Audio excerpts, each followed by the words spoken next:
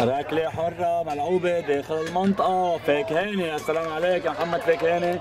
فرشوخ بيلعبها ليوسف نور الدين.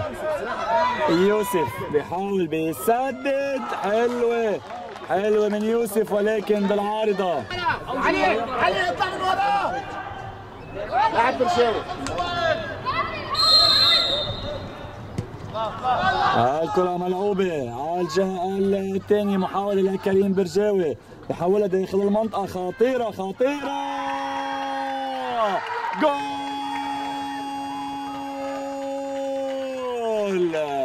الاي اس اي عم بيسجلوا هدف التعادل قبل نهاية الشوط الأول عبر إبراهيم فرشوخ. النتيجة عم تصبح 1-1 قبل الخروج إلى غرف الملابس. النتيجة عم تصبح 1-1. منه لعند عبد نجم اللي دخل من لحظات. جاد الزعيتر والأمامية العرضية حلوة ولكن اوف سايد.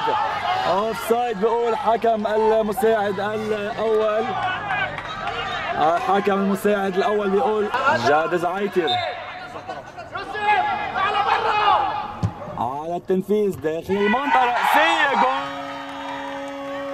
جول. هدف جميل لمصلحة الاي اس اي. عابد نجم عم بيسجل هدف التعادل من جديد. النتيجة عم تصبح 2-2.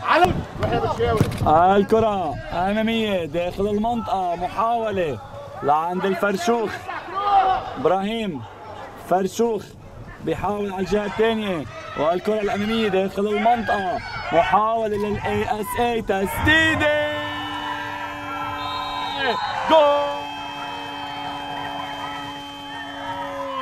الله الله الله الله الله الله الله. يوسف نور الدين بقذيفة صاروخ داخل شباك البي اف اي. يوسف نور الدين عم بيسجل ثالث الاهداف لمصلحة اي اس اي.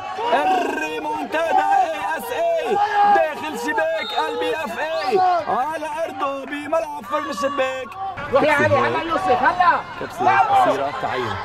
الكرة مع فرشوخ لعند يوسف. يوسف لعند علي هاشم.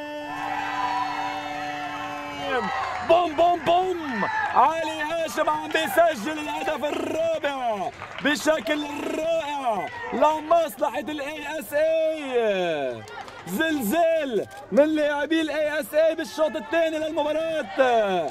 كتيبة وسام عبد الله الشياطين الحمر عم بيعملوا الريمونتادا عالمية داخل شباك البي اف اي.